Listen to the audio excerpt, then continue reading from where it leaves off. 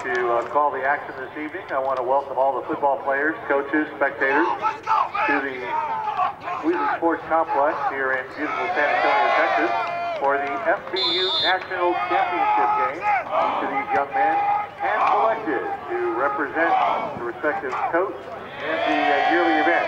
Thank you for coming out tonight. Enjoy tonight's football action.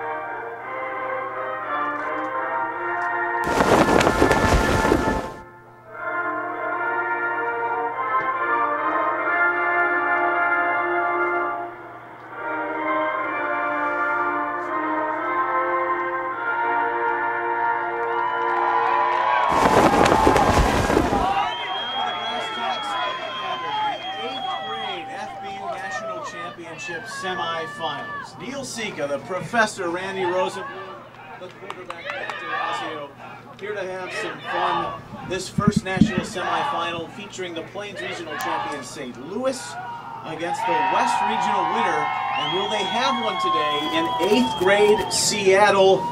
This game, fascinating in so many ways. Let's start with St. Louis. The point being their defense. They haven't allowed one through the first 4 games. They passed the eye test last year. Lose to Colorado in the national semifinal. But Randy, feel they're more diversified offensively here in 2013. Well, you have to be confident when you shut out everyone. When you don't allow a point, you're coming in here feeling very good about yourselves. And they play big boy football. They are very physical. And then Seattle, Matt, a team with many weapons on the offensive side. 2 great running backs in Fittacaro and Vasquez, and finally got over the demons of beating Orange County in that regional final. Yeah, have really earned their way to this position they're in right now. Completely battle-tested, but they have a challenge offensively against the best defense in this tournament. St. Louis and Maryland are the only 2 teams, and they're both at the 8th grade level, to not allow a point so far through the first 4 games. Now, the referee, Tom McAfee, handles the coin toss. St. Louis will kick off as Seattle will receive. It will be the offense led by Jacob Sermon to come out and take flight. This team on their road to San Antonio. We're 4 miles east of the Dome. They will bring out a group that is tossed aside Oregon in the first round, 48-15. Then they beat Eastern Washington, Northern Idaho, 26-16, defeating Utah 34-6, and then 26-14. They had a very imposing third quarter running the ball, winning by 12, making their way here to San Antonio for the national semifinals. St. Louis breezing past Minnesota 44-10. Then Iowa 41-0. St. Louis defeating Austin 25-0 in the snow in Wichita. And then the defending 7th grade national semifinalist, Northwest Louisiana, beating them 27-0. So beating that team, Randy, which we saw last year, is no small feat. Well, it's not an accident, and you have to beat teams like that if you're going to win a national championship. You got to get over your demons. You got to beat the best of the best, and we're here. We're in San Antonio. We know these teams are good. We're going to find out which one is great and has an opportunity to play for the national title. Logan Ponte will kick off. Kicking off for St. Louis. Ponte will kick off. He's from O'Fallon, Missouri. Neil, Randy, and Matt here for our final 2 games of the day, the 8th grade national semifinals. Really intriguing matchup in this first game, and then the one that many have been talking about in our second and final game of the night in the 8th grade. That's Maryland, the defending 7th grade champs, now as 8th graders. And the team that won it last year, North Georgia, back as GFL Georgia here in 2013. And it's really great to see these young guys mature as athletes, get bigger, stronger, faster. They're always good football players, but now they're a little bit older, and the older ones are doing their thing. This is going to be a fun game on a fun night in San Antonio. Ponte, the #1 kicker, rated at the Ray Guy Kicking School, sends it away, and at the 30, we see Malik Putney take the kickoff and scramble to the 42. Seattle in red, St. Louis in gold, and it's the Seattle offense led by Sermon. He's got Vea, Taylor, Barden, Sayavong, and Hicks in front of him. The elusive receiver Micah Smith along with Robert Mason. But it's Fittacaro who they'll line up in the slot, and Dalton Vasquez making plays that make this running game so deadly. It's interesting that Putney would return that kickoff. He's been great on defense for Seattle. They want to unleash him on offense tonight. In the gun, Sermon gives to Fittacaro. Fittacaro to the outside. first down, 42-yard line of St. Louis. And a statement by the offensive line, clearing out the right side and making it easy for the running back.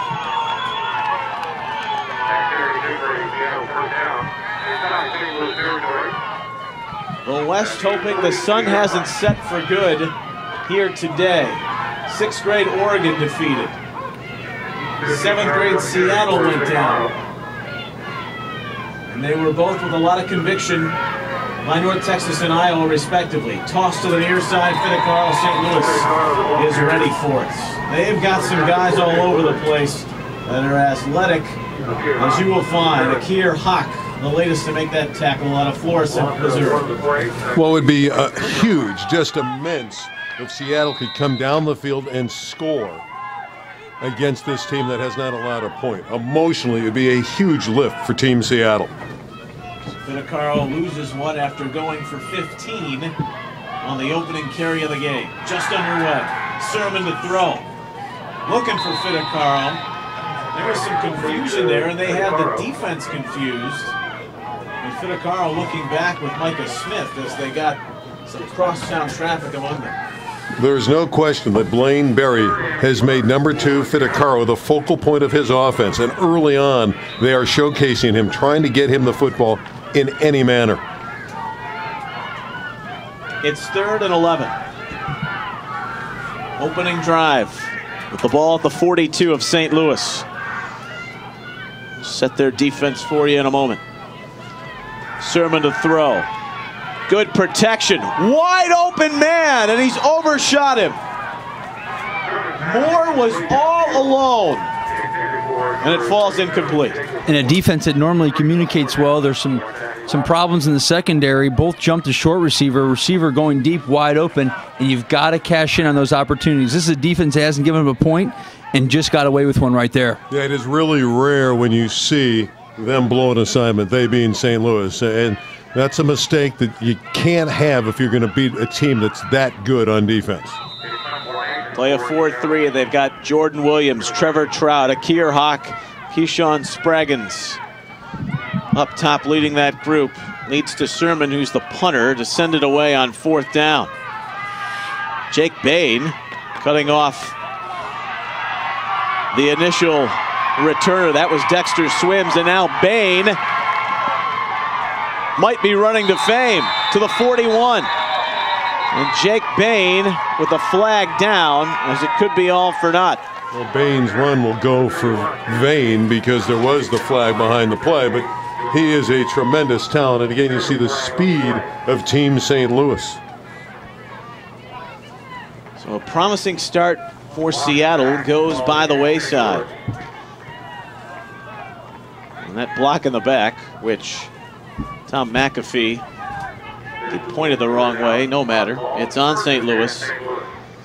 Small things you don't see in the box score, though, Neil. The missed pass, the overthrow, and Seattle very easily could be leading this game by a touchdown and making a statement against a team so good like St. Louis. St. Louis dodges the bullet. Now they have the football. This team runs a multiple set. They've got Jordan Jackson. He's the quarterback and rotated last year with a pretty good one in Mike McGovern, a Top Gun star at FBU. 5'8", 130 out of Hazelwood, Missouri. And skill players, the spoil of riches. Alice Cradieth, the East Bay Youth All-American selection.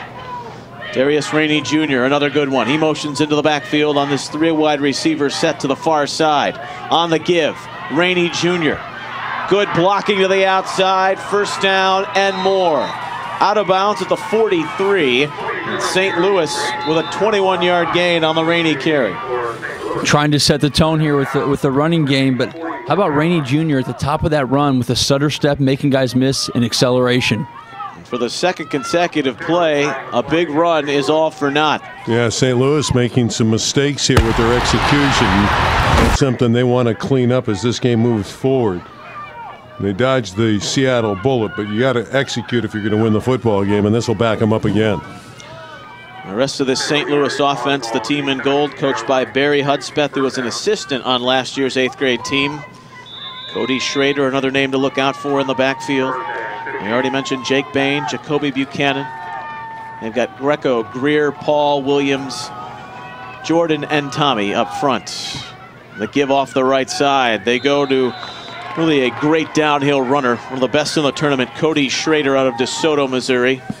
And he'll carry across as he carries back past the original line of scrimmage and picks up about 3 more. Really has a nice feel for the game. 2nd and 8. Get you the Seattle defense in a moment. Nowhere to go. Well, they make a statement on that. Jacob Moore was the open man on that missed TD throw from Covington. Battled a shoulder injury last year. He steps in to make the stop. And you know that Seattle defense has heard all week about how great St. Louis is on defense. They want to play hard on that side of the football and say, hey, we're pretty good too. Quick dive on 3rd and long. And that goes nowhere. And Randy, you're right. Matching the intensity is key. And when you hear about another squad and how good they are, and he drills in your head, you know, you start to get an attitude about it, and you want to come out and prove yourself. And there's no doubt about it. This defense from Seattle showed up to play today. They ran the fullback Buchanan there for no gain. So it's 4th and 9. 3 minutes into the opening quarter, as each team has had the ball now once. And St. Louis in punt formation. Baines, the punter, gets it away. Gonna fall shy of midfield and take a Seattle bounce. So they'll have the football for the 2nd time. Missed opportunity the first go around and now have it back with good field position at the St. Louis 44. Yeah, but you're right. They win the field position battle. And when you have 2 good defensive teams, we may not have the productivity we normally see on offense. Field position can be key, especially if scores are hard to come by.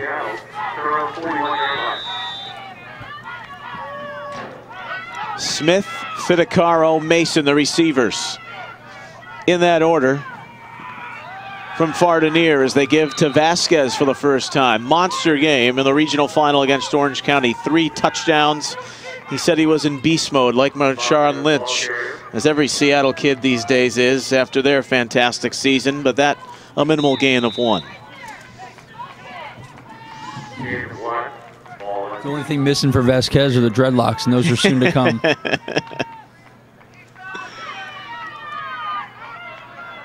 Well, when the orientation came on New Year's Day, there was a video featuring Russell Wilson, and they were well represented with their 7th and 8th grade teams. Some pulling guards as they run Fidecaro up the middle, maybe a yard, as that defensive front is strong. They're led by 250-pound Trevor Trout out of Ferguson, Missouri. He played up last year as a 7th grader. Keep in mind, St. Louis only had an 8th grade team. 4 7th graders played up with them, and Trout one of them. Big question, can that offensive line move that front out of there from Team St. Louis? It's 3rd and 9. About to hit the midpoint of the first quarter.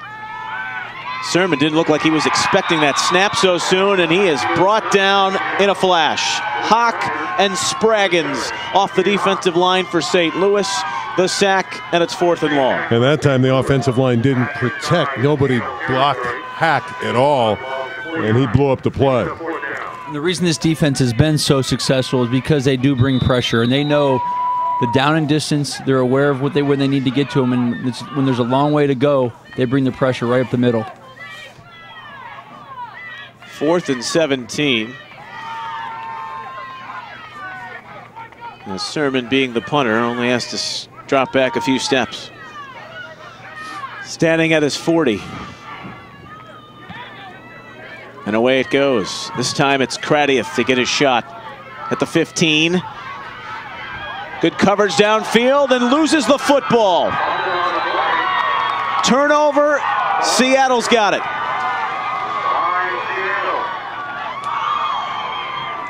Sayavong is the one that recovered it. And of course, this is always the great equalizer to an overpowering team. If they cough up the ball and make mistakes, this is a simple return and just a mistake not handling the football. You got to cover it up. You got to handle it better than that. A pure giveaway and a great opportunity for Team Seattle.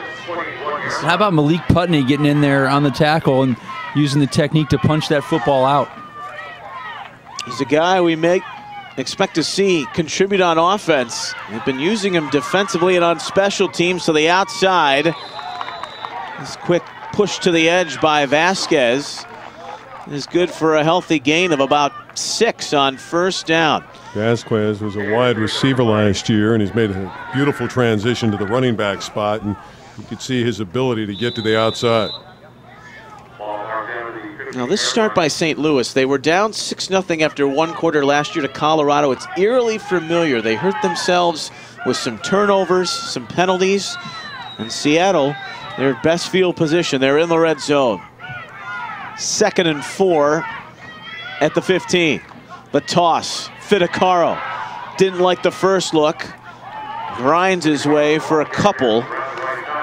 The field stretched there, and St. Louis is quick from boundary to boundary. 3rd down coming up. I love the intelligence of Fittacaro. You know, that play was designed to go up the middle, maybe off tackle, and he bounced it to the outside because there was nothing there, and he turned a real negative play into a positive play and a much more manageable 2nd down and an easier call against that tough defensive front. This is a play that Team Seattle can dial up just about anything on 2nd down and 4. Willie Hansen is the running back to the left of Sermon on 3rd and 3. Inside of 3 minutes first quarter, looking for the game's first points. Sermon on the roll to the left, to the end zone, caught! Smith, touchdown! Size and speed, and ran a great corner route. He got wide open. And a perfect throw, and that mentally is a huge boost for Team Seattle to break through against St. Louis. And the first thing that comes to mind is Rocky versus the Big Russian. He's not a machine. He's a man. They've given up points, and if you're Seattle, you have confidence right now. The first points allowed of the tournament by St. Louis. And like they did last year in the semifinal, have fallen behind.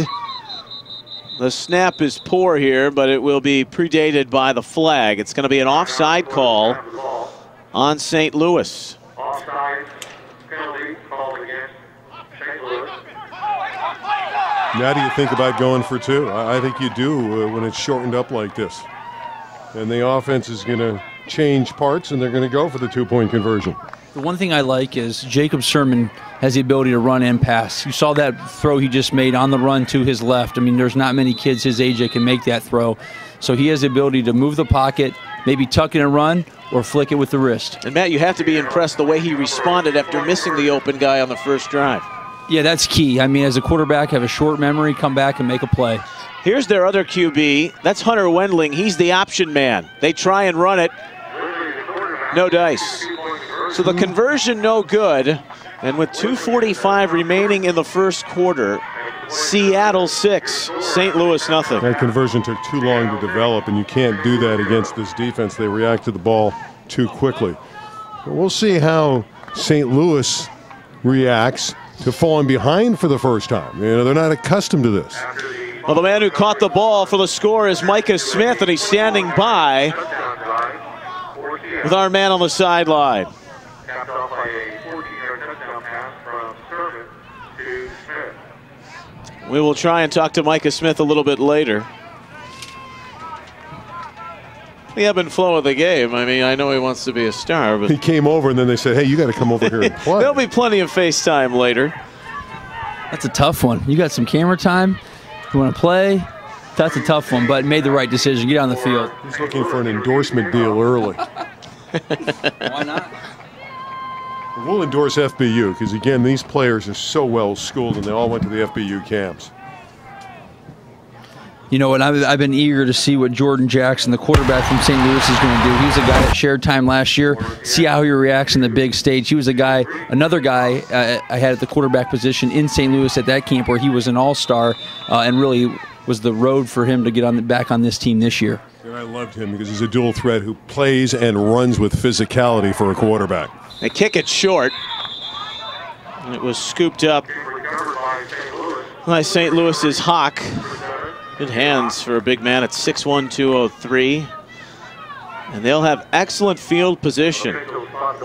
Forced a punt on their opening drive. A little bit helter-skelter with the defense so far, as the Seattle receivers have shown they can get behind. They've had success and now find themselves trailing 6-0 here late in the first.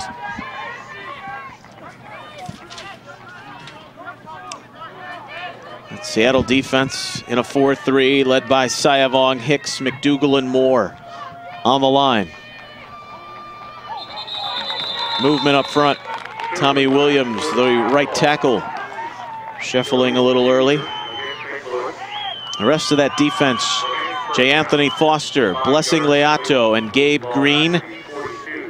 Nakari Richardson and Trey Weed, the corners.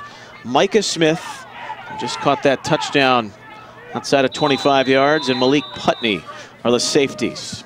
Seattle playing with fire and emotion, and they're feeling good about themselves. And because of that, you're going to see St. Louis take a timeout. They didn't execute, had a 5-yard infraction. They know Seattle's jumping up and down, excited about everything. They want to talk about it on that far sideline to make sure they get on the right page. And guys, this is a team in St. Louis that we've heard a lot about, and to be honest with you, something's off. Something has just not been right for them from the opening kick. Timeout on the field. We'll step out. It's Seattle 6, St. Louis nothing. The FBU National Championship 8th grade semifinals. My journey to the pros was kind of different than a lot of people's, and I knew the challenges were against me, but I've always liked being the underdog in life. Hi, I'm Dane Fletcher, linebacker for the New England Patriots. For more on me, check out eastbay.com/Dane Fletcher. I try to just be the guy who's clutch at the end of the game. When the game's on the line, I want to be the guy with the ball with 2 minutes left. And I think more than anything, I just try to visualize myself being successful. Russell Wilson, quarterback of the Seattle Seahawks. Check me out on eastbay.com/Russell Wilson. Back in San Antonio, Wheatley Stadium, the site.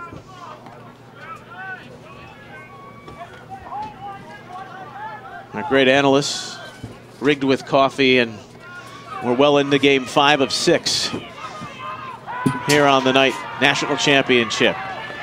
Jackson on the first play of this next drive puts it on the ground. It's recovered by Buchanan. And a rather rainy junior. Needless to say, St. Louis is discombobulated right now. Looks like they may need another timeout. They're very fortunate here.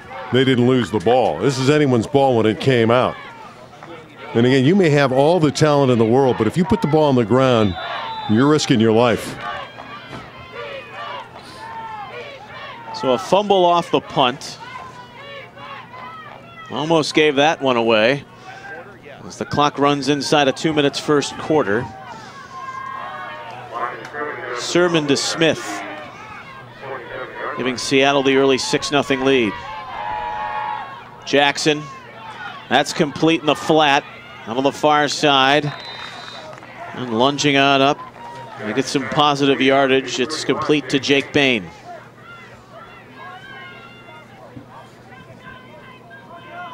And I like the call, nice rhythm throw, catch it, quick bubble screen there. You got a blocker out front, easy throw, no bodies in front of you.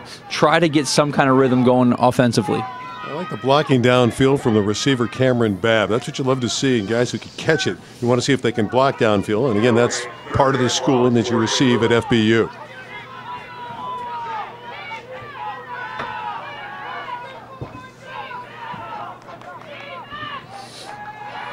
It's 3rd and 22. All those yards lost after the fumble. This pass is complete to Cameron Babb. Babb to midfield. Still shy of the first, about 7 yards. Brings up 4th down. See, they got it to him after he laid out a defender on the previous play. Babb suddenly becomes a guy, a target. And again, here's what Jackson can do. He can buy some time in that pocket. He can blow by people and extend plays, and because of that, he's able to complete the pass. It's 4th and 6. They'll play here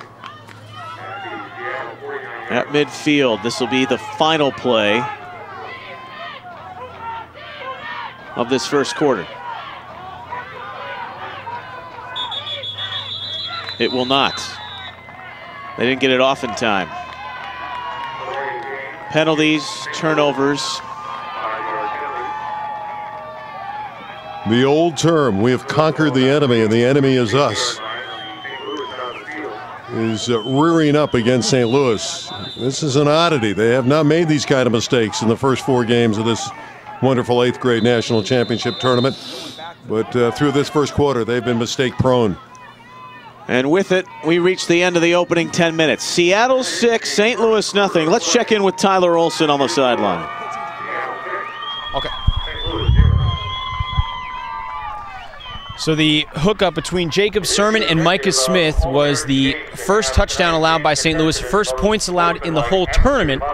After the first quarter, 6-0 Seattle. We'll see if this can hold up. This is the first time that St. Louis has been tested. Interesting to see how they can respond. We'll be back right after these short messages. You're watching the FBU National Championship.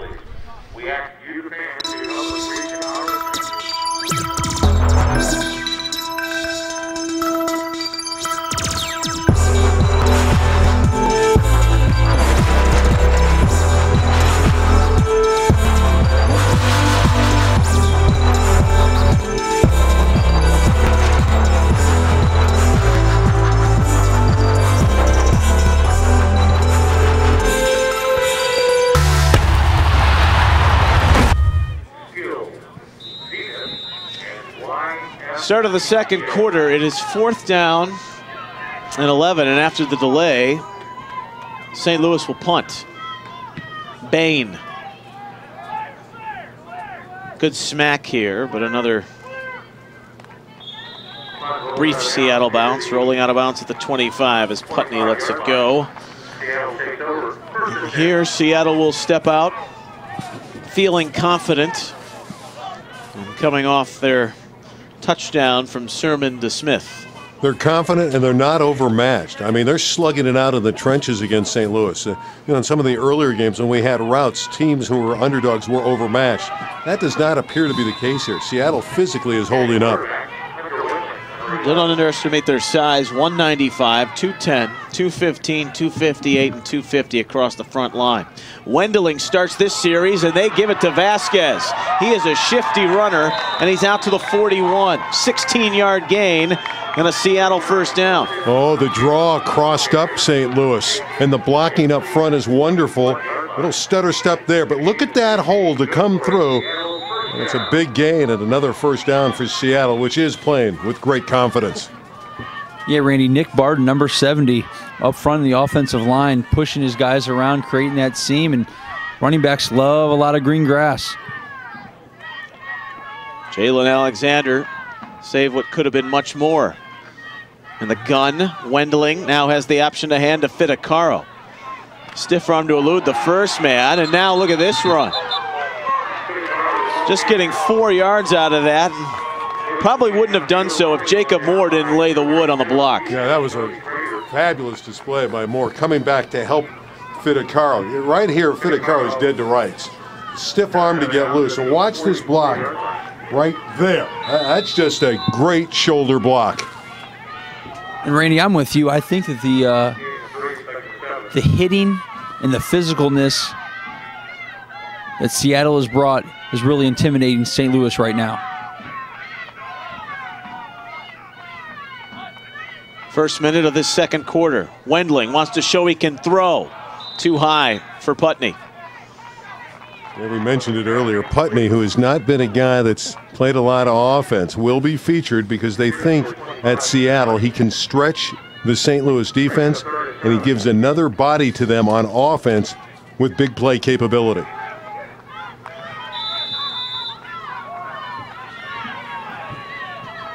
So it is 3rd and 7 at their own 44.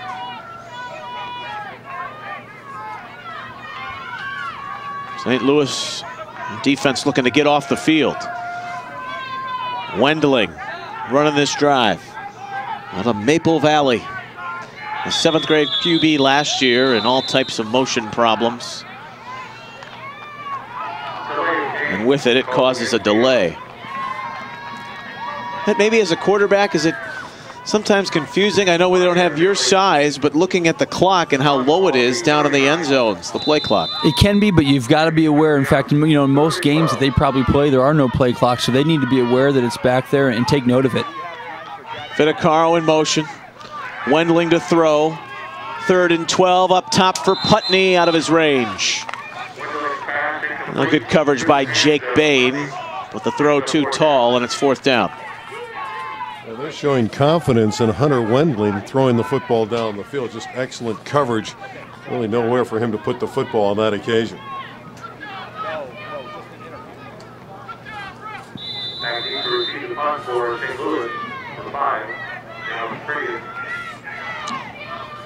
Cradieth and Bain stand back to receive the Sermon punt. Number 3, Jacob Sermon punting for Seattle.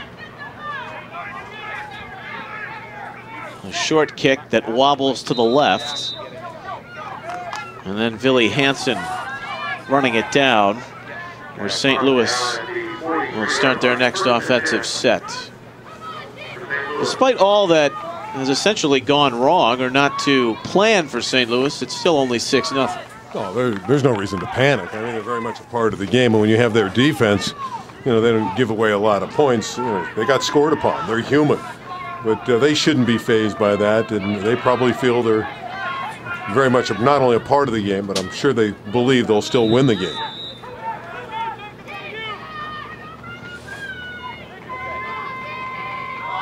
Long form pistol. Rainey Jr. is out near the 48 on that carry, a gain of 5. Gotten better every day, and on that tug, makes it 2nd and manageable.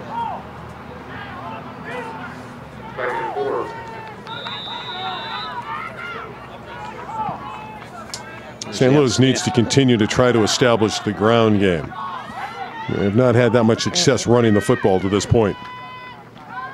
On the give, Rainey Jr., they try the left, and Sayavong says, Saya no. Down he goes.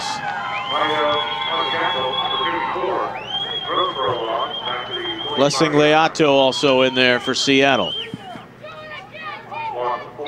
Again, you can't say enough about this Seattle defense making play after play. Has to be a little bit disconcerting to the favored St. Louis team. It's 3rd and 8. 2 minutes and 20 seconds gone here in the second. Jackson wants to throw, and now he has to escape the pocket. On a manhunt, is crushed into the sideline. Leato again with the heavy hit as Jackson was going full speed toward the bench.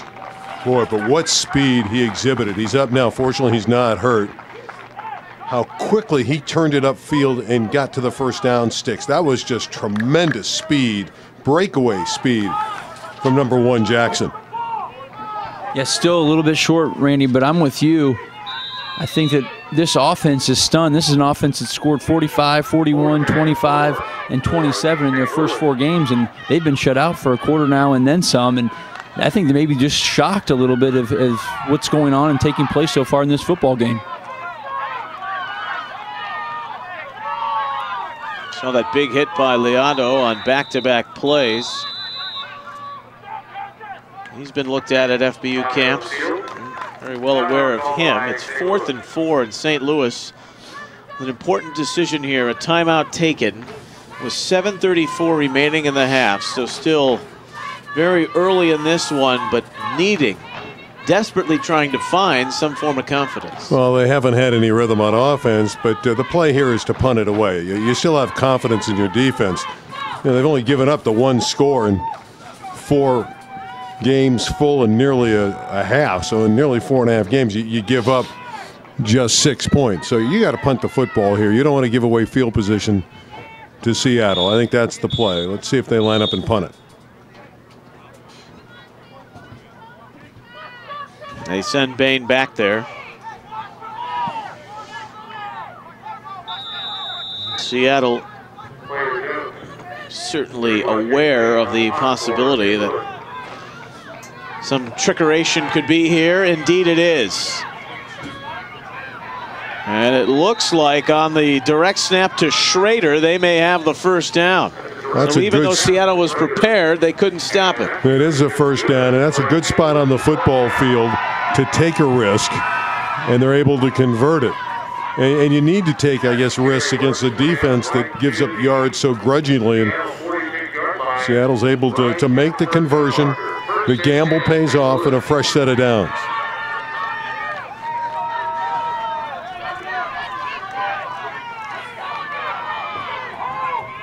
On 1st and 10, Jackson gives to Rainey. Tough running to the 41 on a gain of 5 on 1st down. It's went by Sayavong and Putney. So St. Louis showing that respect for the defense when they gambled and picked up the first down. So they're alive now, thinking this is their opportunity to get back in the game, get the lead perhaps with a conversion, scoring a conversion. And they've changed field position by that 4th down play that got them the first down. Here's the give. Schrader. Another first down to the 30. This is the guy that runs hard, runs downhill, and goes for 11 to move the sticks. And it's amazing how one 4th down conversion can change the energy. And really, you have, with the good defense you have the luxury of doing this, and all of a sudden you got some momentum. And those guys are kicking it out. Tommy Williams with a tremendous block downfield, and that entire offensive line did a nice job. And it wasn't just Williams. Marcus Greer was another guy laying the leather to would-be potential tacklers. We'll step out. Seattle leading St. Louis 6-0. The 8th grade FBU National Championship semifinals. Okay, let's see it. Once you see what FBU video training can do for your game, you won't want to stop. Football University Video Training. Turn it on.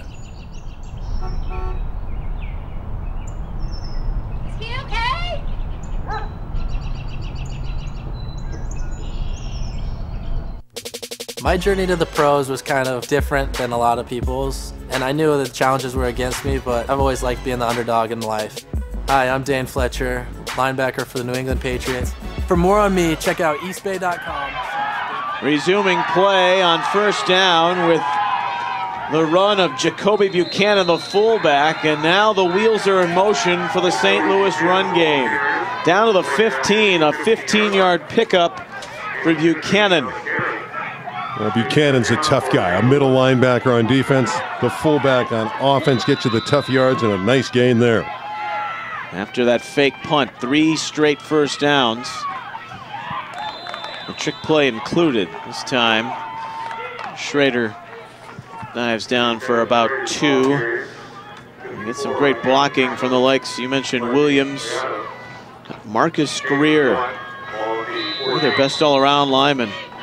Number 72, so good at pulling, which was key to the run earlier by Schrader. A statement drive, a physical drive. The guys up front, the boys up front doing the job for St. Louis. On the toss, Schrader. Tough to bring down, run so hard. Leato and Green, the linebackers, both have to do the job on the game. And we'll bring up a 3rd down and 6. You're right about Schrader. He is a punishing runner. When you tackle him, you normally take the damage. He gives it out. Midpoint of the 2nd quarter. Seattle scoring on their 2nd drive. The toss from Sermon to Smith, 14 yards, as the conversion failed. The quick dive, they tried to sneak it with Buchanan right on through, and let's see how those big boys in the 4 up front, they had none of it.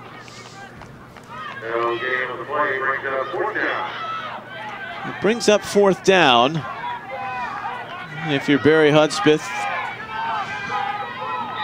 the ball is on the 11. A 28-yard field goal from this point. They have Logan Ponte, who's a pretty good kicker. Healy can hit from 45 yards, and they will try the field goal.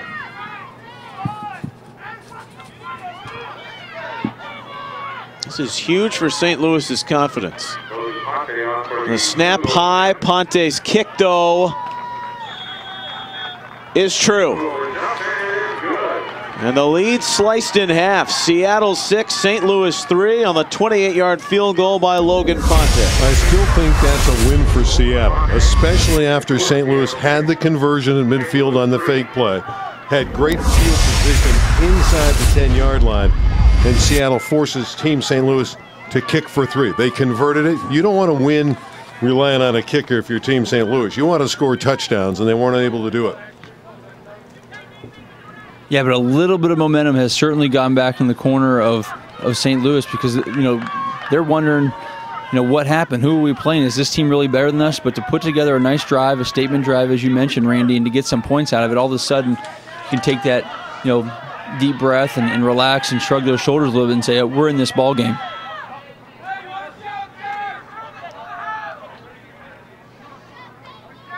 First of 2. It should be a dandy. This one shaping up with some very interesting storylines. Maryland and GFL Georgia to follow. That will set the table for Sunday in the Dome. 6-3 is your score. Seattle's Fittacaro on the ensuing kickoff to take to the 35. And Sermon will be the QB to lead them out on their 4th opportunity with the football. Again, you want Fittacaro to handle, to touch it in any manner if you're a Seattle fan. That's why he's back there on the kicks. He's the focal point. They run their offense through him for Team Seattle. He's a guy that can make plays, maybe be the great equalizer against that terrific defense from St. Louis.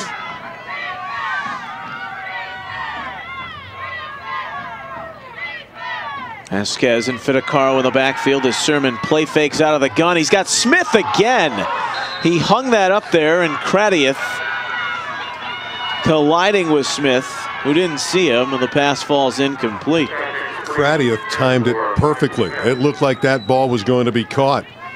But you'll see that secondary member glide over there and disrupt the play with a jarring hit. This is a well-executed play. It's thrown well. It's there for the taking, and Kratieff just delivers the blow. There's nothing like playing center field, reading the quarterback's eyes, drifting over, baiting him into a throw, then going and trying to make a play. 3:52 remaining in the half. 4 wide receiver look out of the gun. And the quick option hit to Vasquez. Can cut quickly, but not able to get out of the range of the good tackling in the open field by Jalen Alexander. We talk about technique, and Jalen Alexander one-on-one in the open field, as you mentioned, Neil, with perfect technique. Again, we talk about FBU and how well schooled these players are. There we saw it from Alexander. And Randy, that's really the path. The ultimate goal is to be a part of that U.S. Army All-American game, and the path is by going to a camp, being a part of this game, and getting recognized on the field with plays like that. 3rd and 9. At their own 40. Or rather 35. That pass isn't going to do the job to Fittacaro. They know he loves to come out of the slot, but they've stopped him and forced a 4th down. He's a marked man. He's a great football player, but everybody in yellow for St. Louis knows number 2. They know Fittacaro is their choice, and they're going to be sliding to his direction with extra bodies.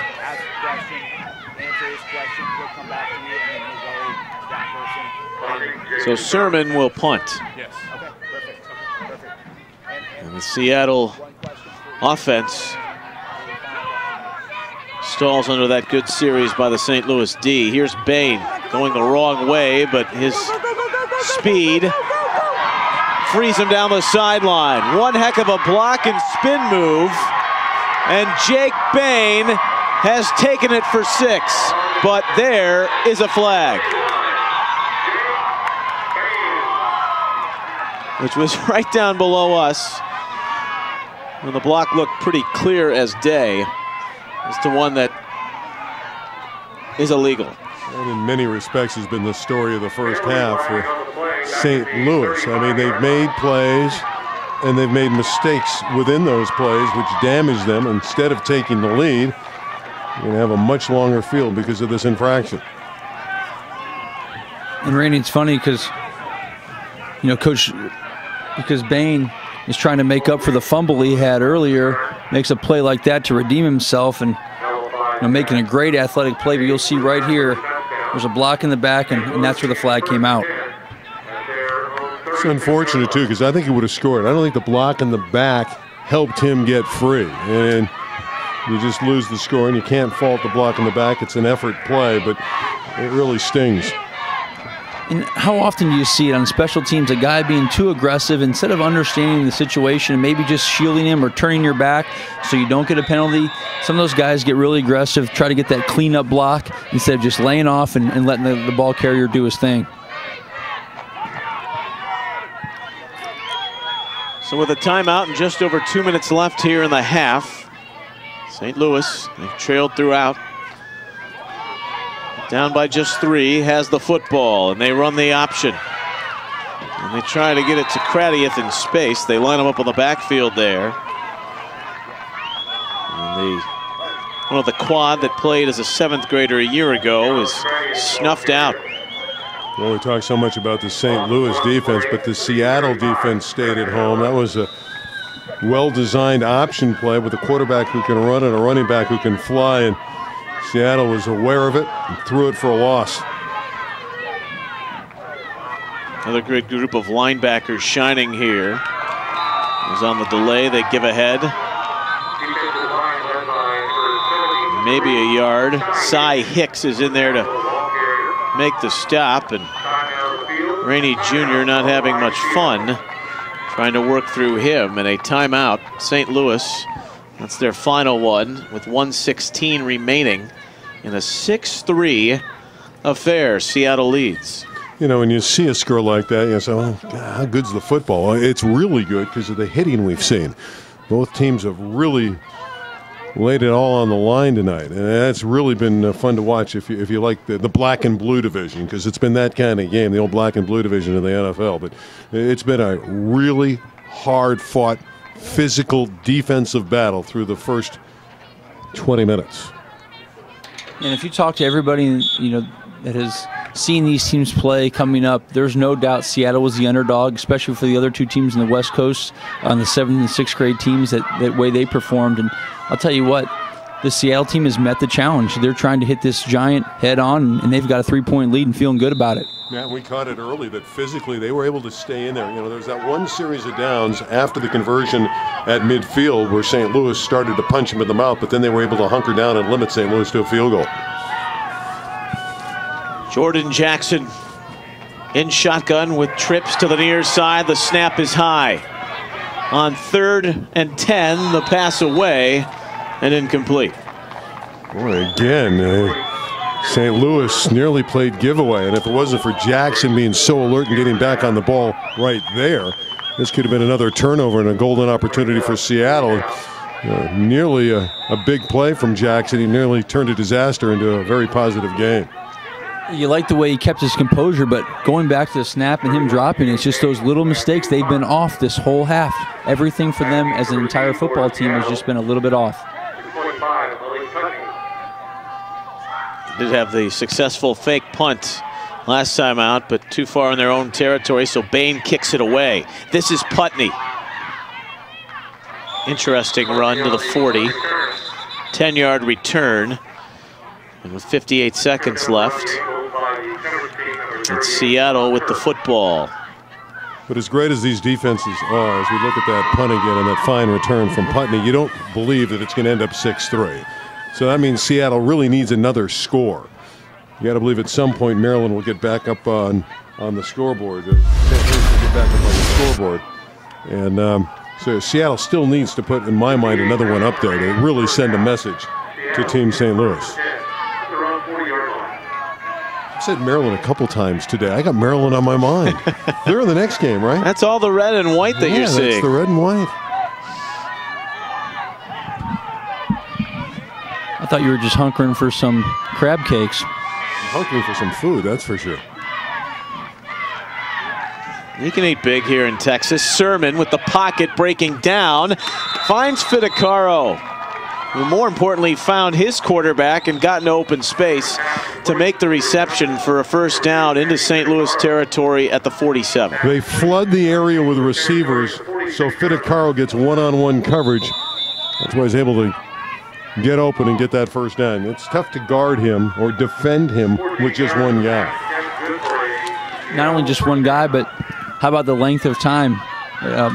Good job by Sermon extending the play, and like you said, hard to cover a guy like that long. The 8th grader is 6'2". He's got a good pocket here. Going long for Fittacaro, and it falls incomplete. In coverage was Dexter Swims. He's a good one. Both had their hands on the football. It is amazing how often number 2 is part of each play for Seattle. They just want to get him the ball, and here he stretches the field. He was there. That's just a near miss. It looked for an instant he was going to bring that one in. And you like that Coach Barry really tries to get him involved in every play, and that's a sign of a good offensive coordinator. Take your best player, move him around, try to think of different wrinkles and different ways, create ways to get him the football because he is so dynamic. 2nd and 10 at the 46.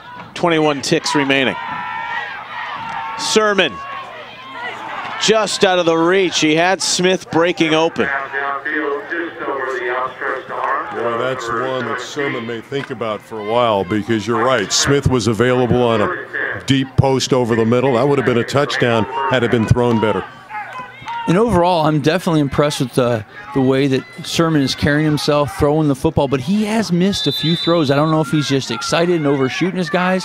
He's got the ability to make those throws, and as a quarterback, you take a deep breath and you say, I've made these before, I got to make them in these big games. The more and more we see it, it looks like they've really kind of found something on film that they could take advantage in that secondary. But Sermon has only hit the one big play to Smith. Now he baits on the defensive end and had to fit that into a tight window for Moore, and it falls incomplete. 4th down, 10 seconds left in the half. And Neil, to your point defensively, why St. Louis is so good is they can play man and bring everybody else, but you start to match your athletes, and it's hard to guard those guys. So as they're coming up, their defensive guys in secondary can dominate. But when you're playing guys like, you're playing against in Seattle, you start to have more of a challenge. And here they've softened up too, because they know the clock is on their side. They want everything in front of them. They'll give up a pass as long as it's underneath. Could be the final play of the half. 4th and 10, they'll hand to Vasquez. Just keeping it conservative and content to go into the locker room with a 6-3 lead, but momentarily, because it's a turnover on downs. So St. Louis will take the football back over, and maybe, who knows, Jackson one heave to the end zone. I think you take a shot. You got field position. I think you go for it. Why not? Well, this is an 8th grader that was, when he was warming up before the game, I took notice, he was throwing the ball 50 yards, so he's got the arm to get it, close to the end zone from this spot.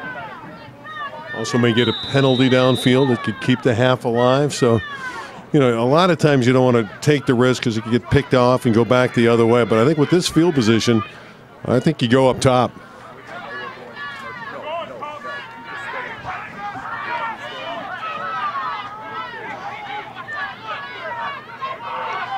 Well, they send 3 receivers out there and just motion Babb to our near side. And apparently it is now that they take their last timeouts. That is their 3rd and final timeout for St. Louis. Well, they got a good look at the defense of Seattle, and perhaps they want to change the formation to attack it. But all in all, they have to get the rest of the field negotiated. So they may know the look, but they still need to pick up some 56 yards to make it a fabulous finish in the first half. That's the one thing I love. You have a timeout, you might as well use it, and that's where the chess match comes into play. You throw it into formation there, you see how they're going to line up. Maybe you come back and you line up the same way, or maybe you switch it and run trips to one side and try the big bend, throw it down the field, see if you can tip it around play. To me, this is a perfect place for a hook and ladder. We'll see if they try that. It's, I don't know that the quarterback has enough arm strength. He can get it close, as Matt said, to the end zone, but I think a hook and ladder is an appropriate call. Real quickly before this play, the headline for you through the first 20 minutes. Seattle being able to stick in there physically with St. Louis.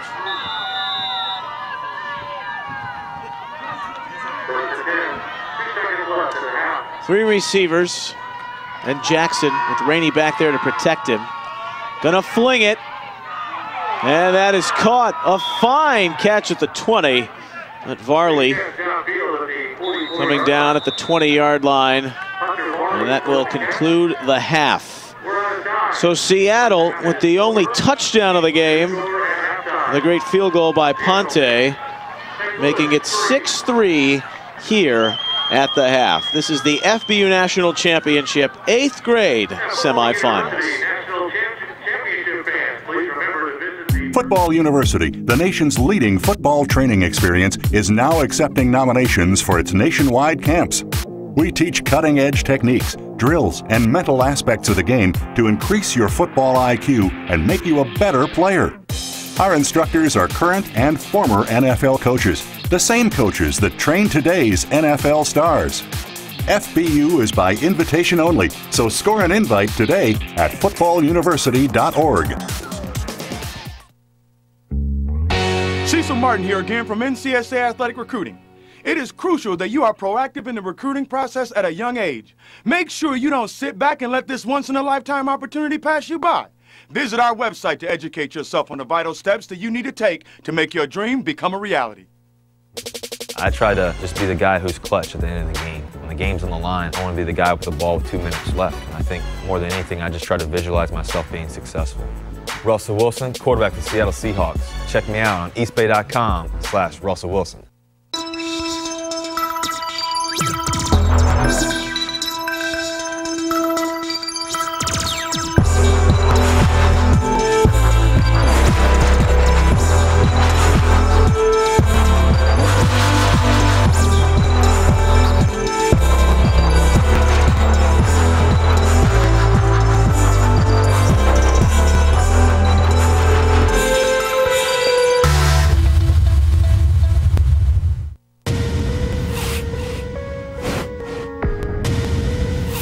I've been playing chess since I was 9 years old. It helps me anticipate my opponent's next move. Chess prepares my mind for battle. Because victory requires my strength, my speed, and my intelligence. My name is Ray Rice, and I'm an enlightened warrior. Introducing the Youth Football Coaches Association, the premier online resource dedicated to improving coaching effectiveness and promoting youth safety for all volunteers. Register free at yfbca.org and begin receiving free youth coaching information, monthly newsletters, certification, and background checks. The most up-to-date concussion information, drills for all positions and skill levels. Learn all types of offensive and defensive plays. Join us at yfbca.org, where we are making good coaches great teachers.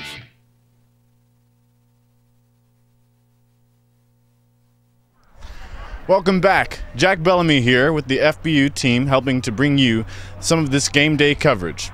I'm here with some of the parents that helped make this day possible, Mr. Keelan and Ruth Pyant, parents of St. Louis defensive back number 21, Isaac Trice.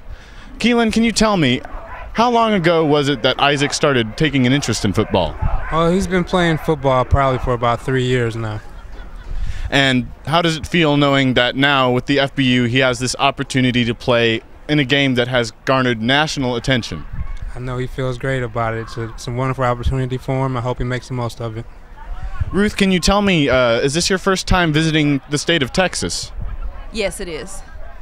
Can you tell me about some of your travels that the FBU has brought you on to see some of Isaac's games? Yes, we first visited Iowa for their first game, and it was snowing and sleeting, and we had to travel quite a long time to get there, driving in really bad conditions. But we made it. They won. They did great, and it was a great experience for him. Well, thank you guys so much. I'm sure Isaac really appreciates you guys being here tonight. He's a wonderful player. You guys should be very proud of him. Good luck. This is Jack Bellamy. Back to you.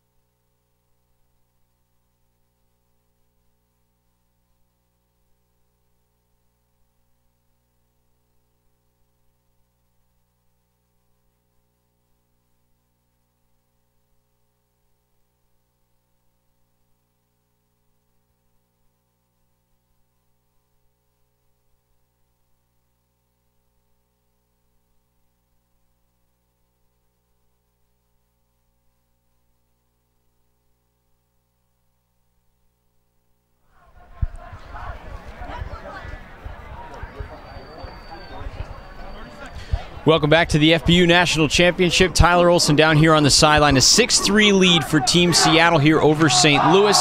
Talked to Coach Blaine Berry during the halftime, and although they're winning, he cited missed opportunities as something they need to work on. A couple of missed deep routes late in the first half. Wide receivers need to run through routes. QBs need to put a little bit more air under the ball. But he said, we're going to keep at it, and we're going to get after it. Going to send it back up to you guys in the booth. All right, thank you, Tyler. As we get the thoughts of Seattle's head coach, Blaine Berry. And Berry went to Pacific Lutheran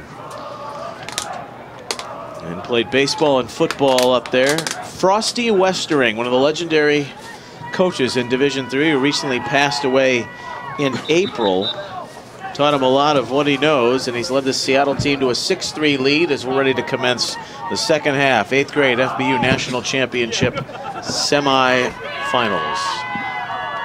Neil Sika, Randy Rosenblum, Matt DeRazio. Seattle will kick off.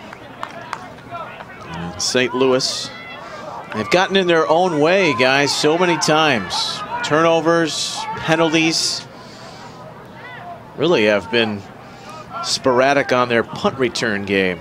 And all in all, I mean, have weathered the storm, only down 3 points, and really has taken Seattle's best punches, and they're still within 3 points and getting the ball first in the second half. And and really having a chance to set the tone and how this game's going to go right here on this possession. Away it goes. And the kickoff will be taken by Bain. He's had a couple of returns nullified by penalties, and here he's strung up at the 22. That's where St. Louis will begin. But at what point do we start to believe Seattle can win the game? I mean, we've been talking St. Louis is making mistakes. They're getting in their own way, but all in all, it's Seattle making plays. And you got to give them credit for their effort. And they storm out of the locker room and do a terrific job on the specialty unit and give St. Louis a much longer field. Certainly St. Louis can come back and win the game, but it won't be easy against this riled up Seattle unit.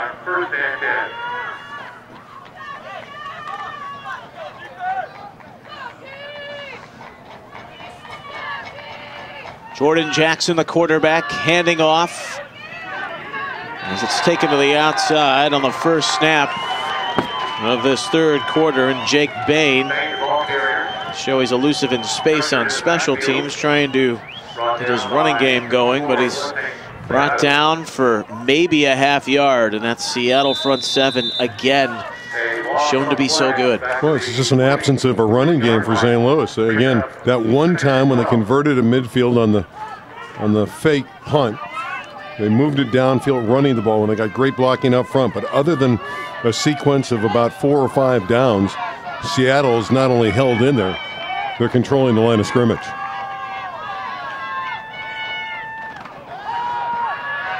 Jackson to throw. Up to the far side, Kratieff. Got back up to the original line of scrimmage after that initial loss of 3, and it's 3rd and 10. And Coach Barry Hudspeth has got to do a lot more of that from St. Louis. Getting Jordan Jackson in rhythm, nice easy throws, get completions. Every completion from a quarterback's perspective builds confidence. You get that completion, get a few yards, all of a sudden you're a little more confident. I believe Seattle's the more aggressive team. They were the aggressor going into the locker room, trying to score at the end of the half, and they just seem a little bit more aggressive. St. Louis more passive to begin the half. Speaking of passive, there will be no pass. What a blitz as Jackson is crushed in the backfield. J. Anthony Foster from Tacoma brings the heat. Yeah, that was a furious pass rush. I'm surprised Jackson's able to hold on to the football. I mean, he saw Foster really deliver a blow there. You can see, he tried to buy some time in the pocket, but when he looked to his left, he got hammered. That was Jacob Moore, mind you. It's Foster on the edge. Nevertheless, St. Louis punts on their opening drive of the third. And Bain held that especially long, and gets to a high hang time, and finally a friendly St. Louis roll to midfield, where Seattle will start their opening possession of the third quarter. The ledge is 3 points, 6-3, with 7:29 remaining in the third. That's just such a huge stop for Seattle, because a lot of teams who are favored and they don't have a particularly good first half yet, they're still in the hunt, come out and make statements and then blow you off the ball and win the game. That didn't happen here. Seattle controlled the line of scrimmage. Seattle able to take it over in great field position, and we'll see how aggressive they are on offense.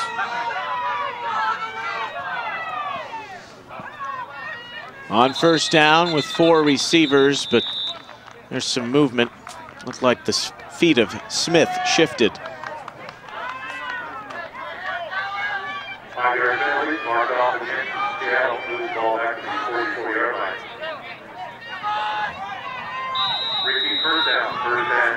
First and 15 now at the 45.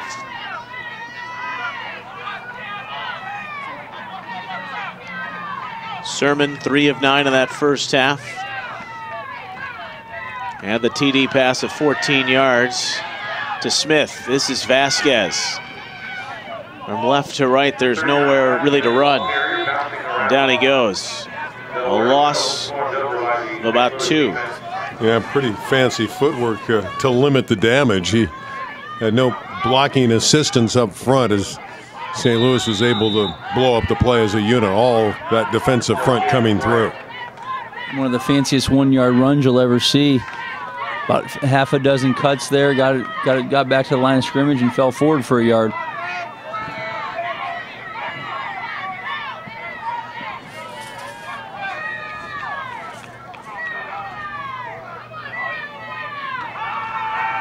To throw is Sermon on 2nd and long.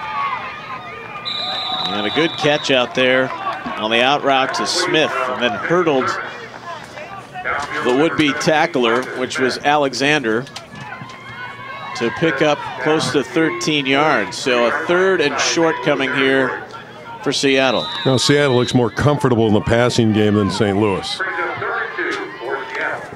Yeah, and that's a big-time throw there to the outside from the right hash all the way to the left boundary, over 13 yards.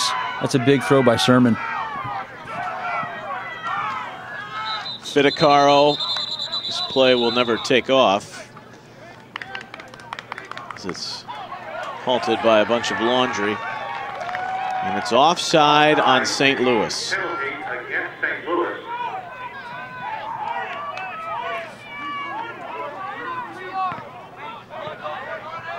So that'll give Seattle a 1st down.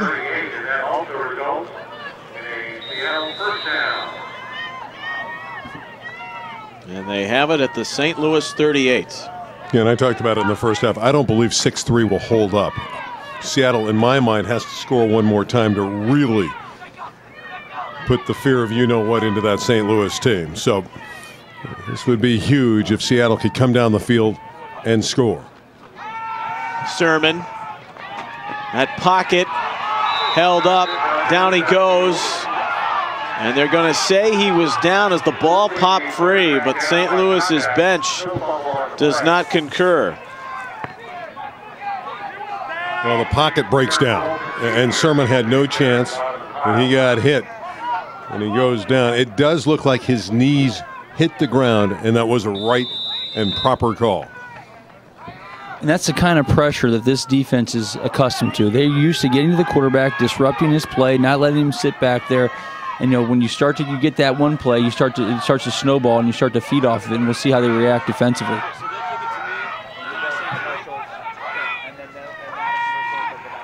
On 2nd and 15 after the loss.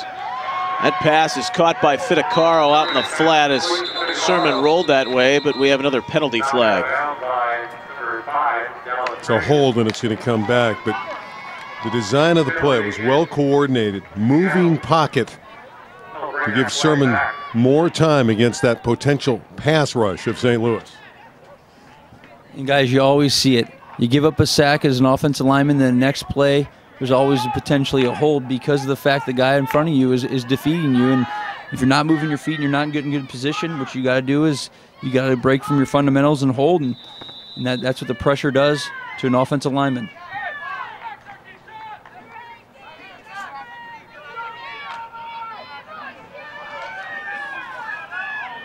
So it is 3rd and 25. 4.5 minutes remaining in this tightly contested game. 8th grade national semifinal. Seattle leading 6-3 on St. Louis. Moore will catch that, but it won't do much. As he's to midfield. 3rd and long coming up. They'll give you a couple yards in that situation. It's 2nd and long. You're throwing it downfield for 2 yards. They're thrilled with that. So now they're going to pin their ears back, one would imagine. You got to think that Seattle's going to want to throw the football. And you could see a furious rush from the men in yellow, the St. Louis D.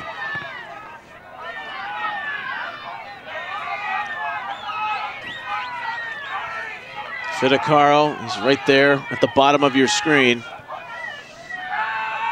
Sermon looking his way. Oh, he dropped it. But he heard Kradieth creeping up, and that's the 2nd time Kradieth in the secondary has some guys shaking a bit. Yeah, but it was there for the taking. That should have been caught. He did hear the footsteps of Kradieth. Oh, was that a near miss from the St. Louis perspective? They dodged a bullet, and from Seattle's point of view, that was an opportunity lost that they may think about if they let this one slip away. They had a great opportunity to make this a 2-score advantage. Sermon punts on the quick drop. Cradieth at the 19, trying to secure the football. Spins out of the tackle and rolls up to the 48. More confident in that run. He lost the football in that first half. That led to the score. 3:11 remaining in the quarter. And St. Louis with good field position, trying to take the lead. They trail 6-3. Yeah, special teams have hurt St. Louis all evening long. Not there. They get a big play from their specialty unit and a terrific run from Cradieth.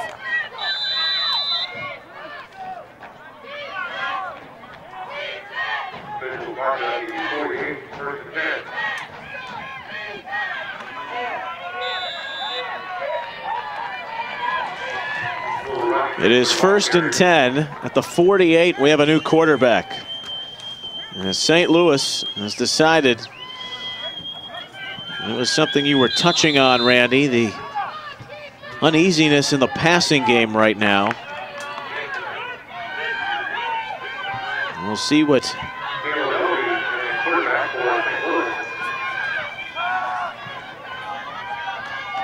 Caleb Ellerby offers. He's listed as their 3rd guy on the depth chart, but he runs the option here to start. They've also got Austin Hanna, who can play quarterback. Well, Ellerby just comes in and he gives him a different look, and he's a bigger body, and when he runs the option, he can deliver the blow, and he did that when he turned it upfield. And once again, this is an all-star team. This isn't your typical team where the backup's coming in because the first-team guy is not doing a good job. All these guys were all-stars on their original teams, and they all deserve some playing time. And sometimes you mix it up, it can give a shot in the arm to the offense. A fantastic point. Most of the fall, these teams were formed through tryouts on the FBU circuit. Players discovered and then having to try out after being noticed at FBU camp. St. Louis here on 3rd and 6. A big play late in the 3rd upcoming with 1:53 remaining, trailing 6-3. The other factor, too, and even though they may be listed as 2nd and 3rd teamers, they are all-stars, and you don't know really who the big player is on the big stage. And he may not be a great practice player, but when it gets to the national semifinals or a national championship game, how many times have we seen a player in any sport really step up, the guy who you don't expect to make a play, make a big play? So you can get a situation like a 2nd or 3rd teamer come in here and make his mark because there isn't a drop-off in talent because they are all-stars.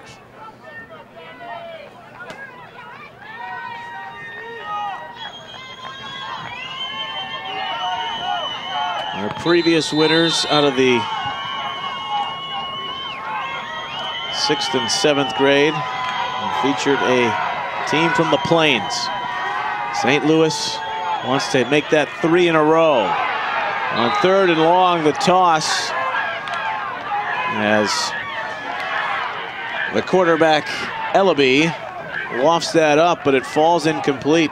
Good coverage down there.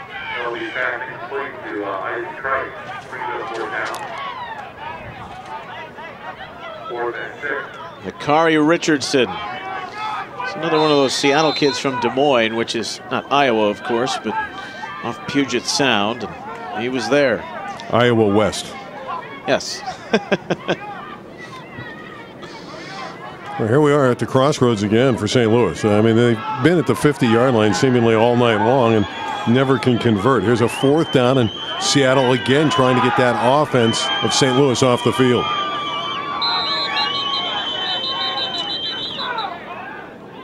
And more deliberation leads to a timeout. And the confusion is understandable. You just changed quarterbacks, so the cadence is a little bit different. A little bit of a mix-up, so you take the timeout. The problem is these timeouts are expensive. And if you don't have them down the stretch and you're trailing, it's a situation that could bode well for Seattle if they need to kill the clock to win the football game. Randy, you're right. Each quarterback has his own cadence and has his own way of leading the football team. No two quarterbacks are the same, and you get a new guy in, and you also, as an offensive coordinator, trying to figure out exactly what he does best and how best they can use him. So calling timeout and making sure on a big play like this is definitely essential. Also, it looks like they've elected not to go for it. They want to punt the football. 4th and 6.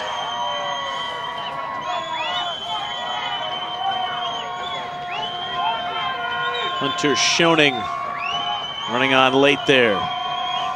Bain is the punter. And away it goes.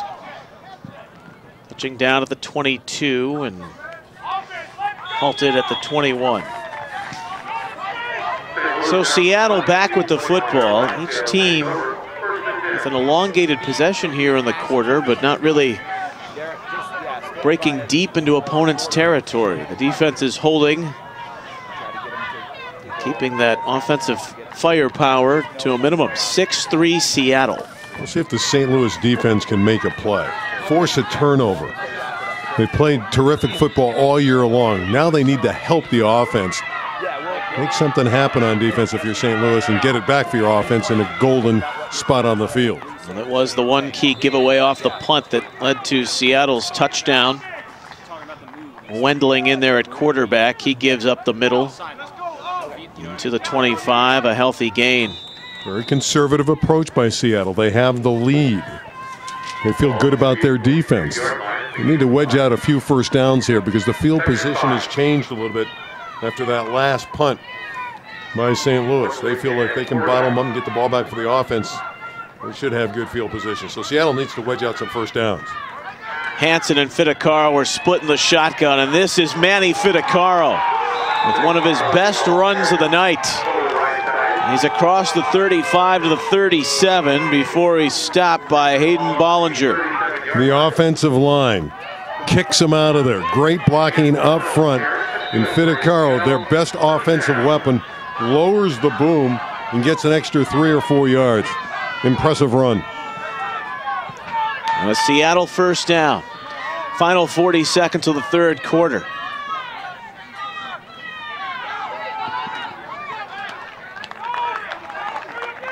Dive ahead. That's Hansen getting the call for 4. You know, football's like boxing in the sense you want to finish rounds with a flurry. And each of the quarters, it seems like Seattle's finishing with a flurry. And here they are getting more aggressive near the end of the third quarter. They were like this at the end of the second quarter as well. Final 10 seconds tick away. Wendling the quarterback. And on the toss, Fidecaro finding it tough to get to the outside. A vicious stiff arm. But he's gang tackled there, and that will end the third quarter. Well, Randy, you like boxing, and we've got quite a tilt in store for the fourth quarter. It's Seattle 6, St. Louis 3 to the sideline, and Tyler Olson. Thanks, fellas. Hanging out on the St. Louis sideline, try to get a sense of how they're feeling right now for the first time in this tournament. Maybe a little bit of a sense of doubt and disarray. Players concerned about their assignments and their responsibilities on a number of different plays. Offensively, they'd scored at least 25 points in every game. They've only got 3 so far. Defensively, they hadn't surrendered a point, and now they've already surrendered a touchdown. They've got one more quarter to turn it around. We'll see how it turns out. You're watching the FBU National Championship. My journey to the pros was kind of different than a lot of people's, and I knew the challenges were against me, but I've always liked being the underdog in life. Hi, I'm Dane Fletcher, linebacker for the New England Patriots. For more on me, check out eastbay.com/Dane Fletcher. We start the fourth quarter in San Antonio. We're at Wheatley Heights Sports Complex, Wheatley Stadium, Thurman Field, to be specific, 4 miles east of the Dome. Neil Sika, Randy Rosenblum, Matt DeRazio, a trio to take you home through these 8th grade national semifinals, the FBU National Championship. I'm glad you're aboard all day long. Our great crew working diligently to bring you these great games. 6-3 Seattle to start here in the fourth. The quarterback is Wendling, and he's back to pass on a fresh set of downs. Flushed out. This is the elusive Wendling. 5'8". Maybe with 2-inch spikes, but he'll scrap his way for a couple yards out of bounds. And guys, the one thing that stands out to me after 3 quarters of football is an overlooked defense of the Seattle team. And this is a team, the defense, that only gave up 3 points in 3 quarters to a team that's averaging over 35 points a game in their 4 games in the tournament. They have met the challenge head on and are taking control of this football game.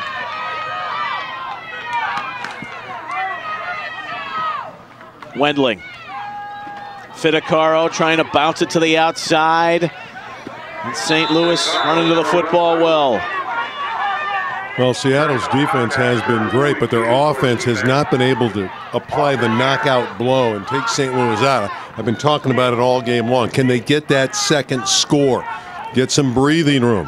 Hasn't been easy. They still have an opportunity here, 3rd and long, but St. Louis's defense is holding up as well. And one of the keys here offensively for Seattle is to not turn the football over. Don't force anything. Keep tight of that football. Put extra focus on ball security. Well, that is a valid point. Outside of that fumble, which gave them the shortest field of all, they haven't been able to do much with it. Penetration for both teams has pretty much ended here. St. Louis had the 28-yard field goal back in the second. Where we stand at 6-3, a penalty is going to back up Seattle. 3rd and an eternity right now. And you just don't want to make a mistake here. You don't want to force something here and give St. Louis the big break and get the score from their defense. Blaine Berry's got to feel comfortable, even if he doesn't get the conversion here, that his defense for Seattle will hold up. At their own 46, 3rd and 16. Wendling is the guy on this drive. He's got Vasquez to his right. Wendling slips out of a sack, but there's just too much pursuit. Akir Hawk, Javon Hune, all over the place, and down goes Wendling. It's 4th down. Well, Hawk has had a big-time impact on the game, number 7 in the yellow for St. Louis, and that's a huge play to get the football back, down only by 3. Sermon will stand back at his 28. Nearly 2 minutes have passed here in the 4th. This is a low dart, but nevertheless effective, as it takes a stroll to the 31 and is touched down there by Billy Hansen. So they changed up quarterbacks last time, gave a different look, and St. Louis still trying to spice things offensively against this stout Seattle D. 6-3, 8 minutes left.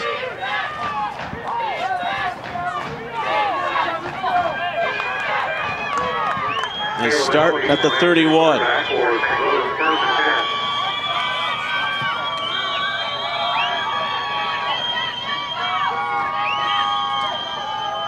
On the give, it's Schrader. Ellaby is still in there at QB.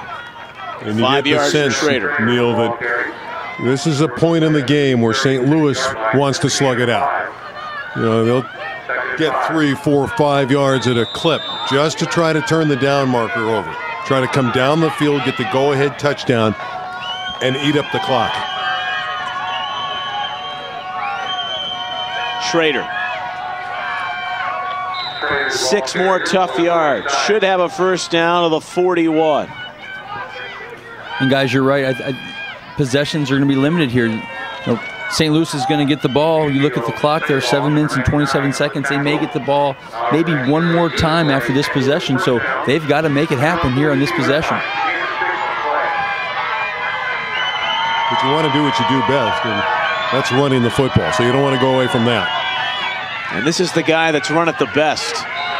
Schrader, again, ripping off 5 more. And this game all night long, essentially, back and forth in terms of the defensive struggle.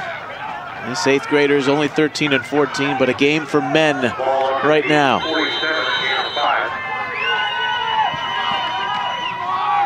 On 2nd and 5, this is the fullback Buchanan. And he creeps into Seattle territory. Should have another first down at the 47. Well, this is how you win championships. You finish off teams by running the football. Psychologically, you win the battle. You punish the team by running the football.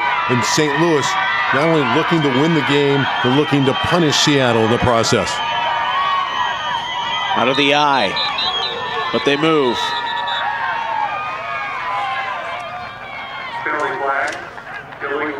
Boy, that one hurts because you're running it at 4, 5, 6 yards at a clip, and now you're looking at 15 yards needed rather than 10, and that is a great reprieve for the Seattle boys.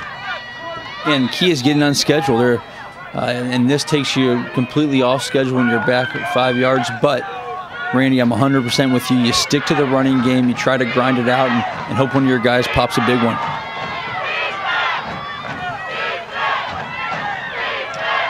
About to hit 6 minutes. Ellaby to throw with a good pocket. Lets it fly. Incomplete. A dangerous toss into double coverage. Putney was back there. Trey Weed, been battling an ankle injury. Did so in Wichita, was stride for stride. Well, this is a product of being behind the chains. After the penalty on 1st and 15, you open up the playbook, but excellent secondary coverage in the cover two. Yeah, and Ian McDougal comes in from the defensive line and puts a lot of pressure on the quarterback as he makes that throw. Tough to make throws when you have bodies hanging on you. 6:04 left. 6-3 Seattle.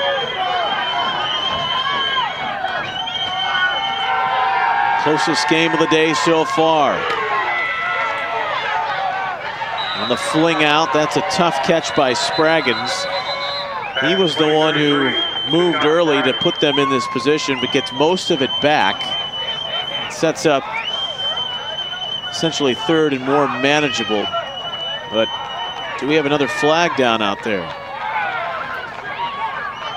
Yes. Flag on the field.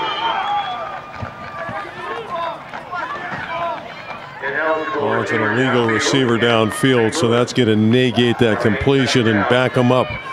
St. Louis again hurting themselves with penalties.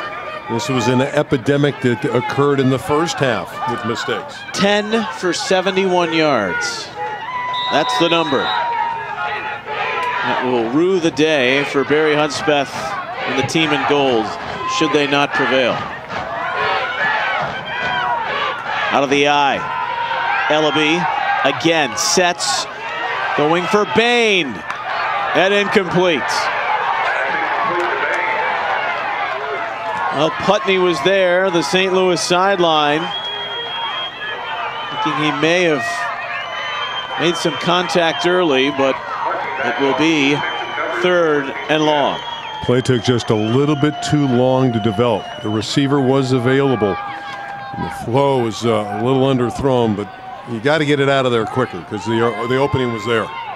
Yeah, and Randy, one thing you teach a young quarterback, and really all quarterbacks, is the further the receiver gets away from you, the harder the throw is. Get the ball out of your hands, anticipate him coming out of his route, and let him run underneath it. And right there, held on the ball just a little bit too much and was underthrown. Yeah, that's communications, and have confidence in your receiver that he's going to do the right thing. 3rd and 20. And again, they can't get out of their own way. This is 3 fouls on this series of downs after they had it going running the football. They were in great shape to roll down the field. They were building momentum, and the 3 penalties have really damaged their chances.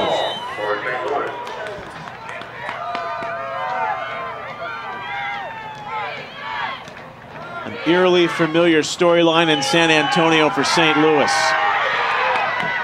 And on 3rd and 25, Ellaby is crushed. Sayavon. Moore got it started. The pressure finished off Beleado. And it's 4th and a drive to Austin from here. Send the house when it's a 3rd and long, and they get to the quarterback. I like the way they dialed it up. They came after the quarterback with great aggression, with total disregard for the run. And now punting the football back midway through the 4th as Bain kicks it away, and the fair catch called for and then made quite nicely by Malik Putney.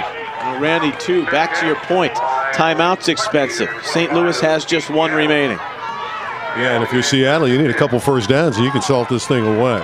But again, that shows the confidence. I know that down and distance was very much against St. Louis. They still believe in their defense. They've given up just 1 score in this tournament, and it was tonight. It may end up being the difference. But, hey, you can rely on this defense to get a 3-and-out and getting you the ball back. Well, neither team has been very good on 3rd down. Those 11 penalties for St. Louis. They're shaking their heads in the stands over there, trying to stay warm. And if you're Jacob Sirmon, the quarterback for the Seattle team, while you're in the huddle, you're reminding your players, ball security, ball security. Don't fight for the extra yard. Hold on to the football. That's the only way to give momentum back. Vasquez on that last give got a couple, but looked to go to the ground awkwardly, and he is the injured Seattleite at the moment. 8th grade Seattle trying to get a major victory for the West. For the 2nd year in a row at the 8th grade level, put a West Regional champ into the final. Well, they're not thinking about the West. They're thinking about themselves right now and how proud they should be to be in a position in this national semifinal to upset a very good St. Louis team. And both teams have exhibited great defense, and right now Seattle's defense has done the job. And if they can get a first down from this offense and maybe even a second one, they may not have to come back out on the field.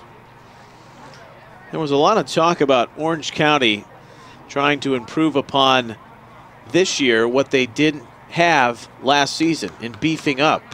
And yet, lo and behold, Seattle was doing the same thing. Met again, and it was Seattle dominating with the running game in that 3rd quarter of the regional final. And here, their offensive line, their defensive line has been a major player with those improvements they've made across the board up front. And if they win the game, they won it in the 1st quarter in my mind, because they stood in there and they went, like I said, toe-to-toe. They have not backed down from St. Louis physically.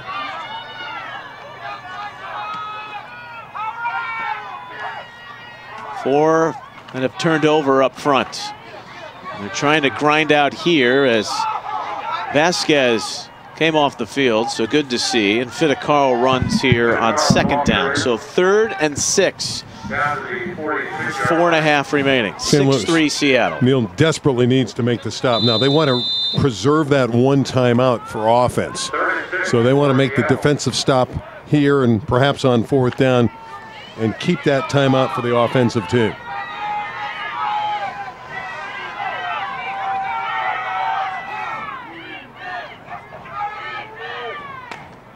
Nine o'clock Central, the time to kick for our final game. But this one far from over, and a good one with Fidecaro on the in route on 3rd and 6. And just off his fingertips, but led a little too much. And that's the second one Fidecaro has dropped. The ball has been in the right spot. If you run through it, you catch the ball, you get the first down, and it may be there. But instead, incompletion, and stops the clock, and now all of a sudden they got a chance. Yeah, you'd think they'd run it there and force more time off and put St. Louis in the situation. Yeah, but they were trying to win the game, and they felt if they could throw for the first down, they could win the game right there. Sirmon. On the punt, this will go out at the 20. So the defense does its job. It holds and preserves that timeout, and St. Louis has an opportunity. But if you're Seattle, you have the lead because your defense has been great all night long. They are going to have to come out there and do it one more time, but they've done it all evening. Keeping everything in front of you is going to be key defensively for Seattle. Not biting on any double moves, not trying to be a hero, staying fundamentally sound. And play the same. Don't back off. Be who you are. Be who got you to this point.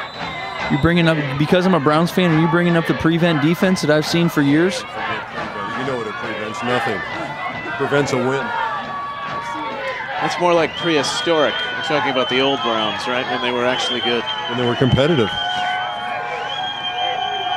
Caleb Ellaby has been competitive. He's now the quarterback on a third straight series, and the guy they're going to in crunch time.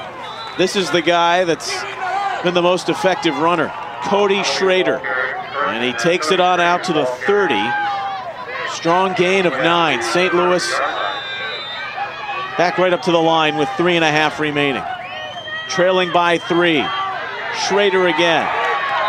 And he's tackled down at the line of scrimmage. I tell you, you're not going to get much if you go Sayavong's way. Yeah, you're seeing the St. Louis sense of urgency. They've upped the tempo. They're going faster. And how quickly Seattle responded. It's 3rd and short, but this is eating up clock. We're going to go inside of 3 minutes. St. Louis looking to punch one through, maybe get a big play on the ground. One timeout in their pocket. Schrader got to the second level. A big first down to the 39. It'll stop it so they can move the chains.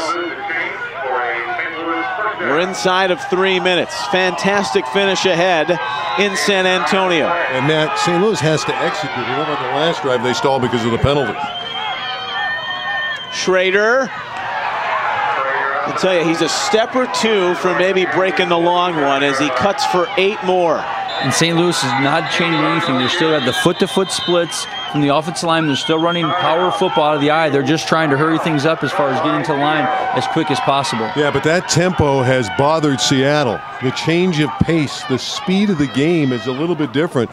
And because of it, Seattle's forced to call a timeout and come to the sideline and understand the fact that St. Louis is really going quickly. We'll be back with the finish in San Antonio. 6-3 Seattle leads late. Football University, the nation's leading football training experience, is now accepting nominations for its nationwide camps. We teach cutting-edge techniques, drills, and mental aspects of the game to increase your football IQ and make you a better player. Our instructors are current and former NFL coaches, the same coaches that train today's NFL stars. FBU is by invitation only, so score an invite today at footballuniversity.org. Yeah, Seattle. Seattle burning their first time out. And to your point, Randy, their tempo has thrown them off a bit, or at least St. Louis hurrying to the line. This power football game of Schrader. Ellaby now gives to Bain, looking to hit the big one. Another scourging run to the 42, and they're in Seattle territory as he picks up 11 more. It's tempo, but it's also power up front, and the big guys up front are getting the job done on this drive. Schrader sidesteps a man to the 40. He's got 3 more. Was it as simple as a scheme block, changing things up, or is the personnel not right for the first 3 quarters? It's about blocking better. It's simple. You know, technique is all good for these players. They all went to FBU. It's about executing. Schrader ahead. Nose to the grindstone to the 35. And get any more fun. 1:45 left. Seattle 6, St. Louis 3. St. Louis has 1 timeout. Will they throw the football at any point? That's the question. They've got it set up because they've run it so frequently. 8th play of the drive, all on the ground. Bain stretching to the outside. Seattle has it locked up. And a timeout. St. Louis will call their final timeout here with 1:20. 6-3 is the score. And for the first time, everything's been between the tackles on this drive, but going out, Seattle's too fast. One thing defensively that Seattle's done this drive, although they've given up a few yards, they've stayed fundamentally sound. They're breaking down when they're making the tackles, and they know that was the key to this drive, is just to make tackles. There's no need to go in there and do arm tackles. Still fit them up, drive your legs, see man, hit ball. And Jacob Moore on that last play would not let the running back loose. I mean, he tried to come to the near side, and Moore had Nothing to do with it. He said, I'm going to stop that play and force you on 4th down to come back here and try to win the game on 4th down. This is really the football game. For all intents and purposes, the game comes down to this play. 4th and 6. You've been ripping off 7 to 8 yard runs. You haven't made a play in the passing game. An interesting call for sure. No timeouts left at the 38. Ellaby with 3 receivers. They keep it on the ground to Kradieth. And Kradieth has a first down. Slips free for 3 more. Down to the 27, and St. Louis in business with 1:11 left. How much confidence do you have in that running game? And the offensive line did get it done, and Kradieth running downhill did pick up extra yardage. What a great finish, but again, it's the blocking up front. A lot of area to roam, and Kradieth with a beautiful run. 5'9", 165 pounds, running with a purpose, knowing where the sticks are, lowering his shoulder, determined to get that first down. Seattle maybe showing a little bit of fatigue on D for the first time as the East Bay Youth All-American selection gets the job done, but the D of Seattle is ready on first down. It's Moore, who's had 1 game and a half here tonight. And he's coming up huge on this final drive, making it very difficult for Maryland and for St. Louis to get outside. They're just going to have to kill the clock again. And you lose it down by doing that, and you're down to 50 seconds, so you only have 2 downs of life.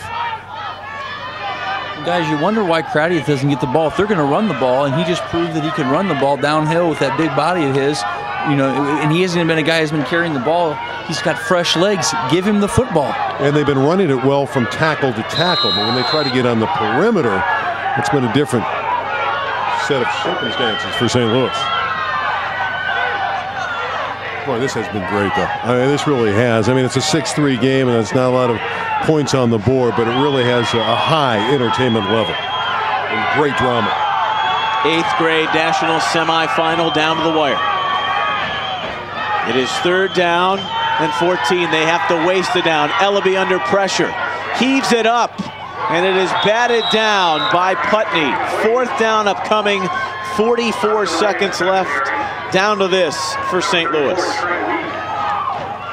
Trey Weed was there as well. They're forced to throw the football here. I mean, you can't rely on running for 15 yards for a first down, so you got to dial up a passing play that works, and we haven't seen any throughout the game.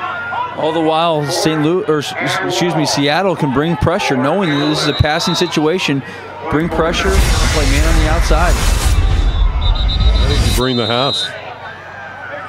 Well, they're going to try a field goal to tie it. It's interesting that they have that much confidence, and it's something I really didn't think about, but this one's going to be, what, 45, 47 yards? Might be the right call here. I mean, you don't anticipate picking up 15 yards, and if he's got the leg to get it there, why not take a shot? Logan Pawnee is hit from 28 here tonight. It's their only points. That came with 4:05 remaining in the second quarter. It's been a defensive stalemate and struggle up until this dramatic final drive. St. Louis running it very effectively, more than they have all game long. But in this position, and limited with the 1 timeout to have to make a play in the passing game. And now on 4th and 14, with the ball at the 31, they will attempt a 48-yard field goal. 45 is in the range of Pawnee. And this is to tie the game.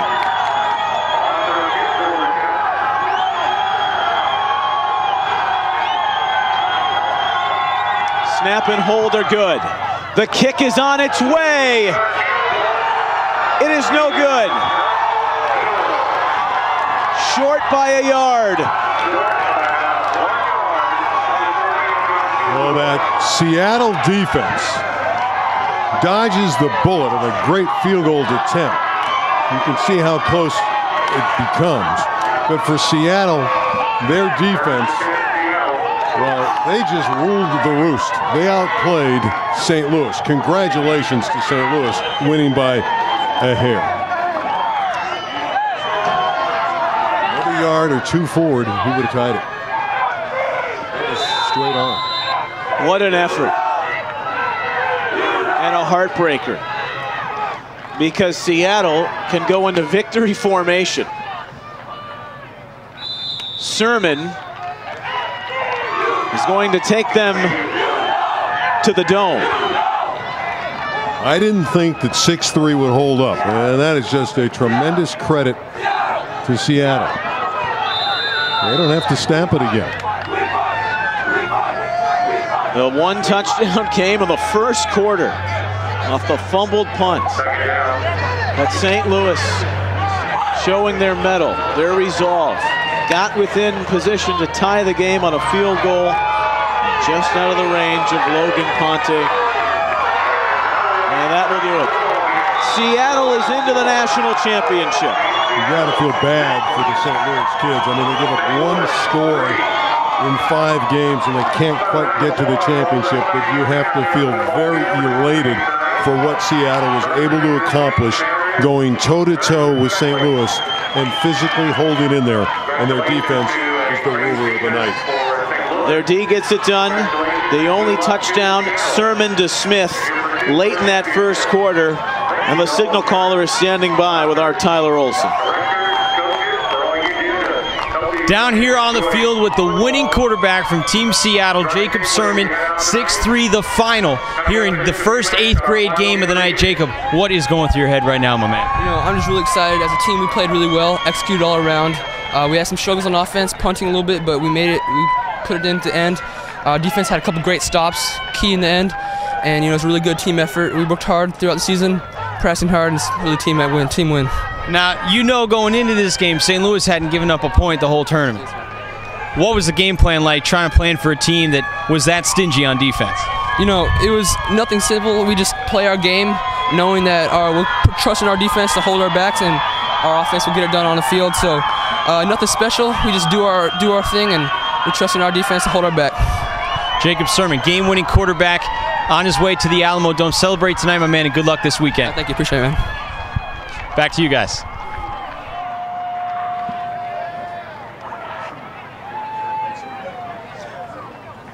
All right, so the final here, Seattle 6, St. Louis 3. Oh, wow, as the commish Trey McNeil would say, Randy and Matt, and a thriller at the end. Heartfelt for St. Louis because of the effort they put. But Seattle's defense, I know they've surprised a lot. I know the offense has been talked about a lot. The line of scrimmage, you said they won it in the first quarter, and 6-3 did indeed hold up.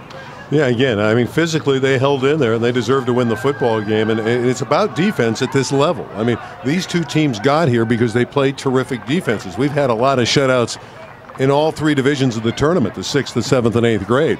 Defense has been the dominant, theme throughout the tournament. And these are 2 outstanding defensive units. And again, St. Louis played big time on defense. But Seattle upstaged them tonight and deserves to go to the championship game. Yeah, I think Seattle set the tone early, and Randy, it goes to what you said, believe. I think St. Louis came into the game believing, maybe Seattle not so sure, but after setting the tone that first quarter, they knew they could win this football game. All right, you ready for the next one? It's supposed to be pretty good. Only one more?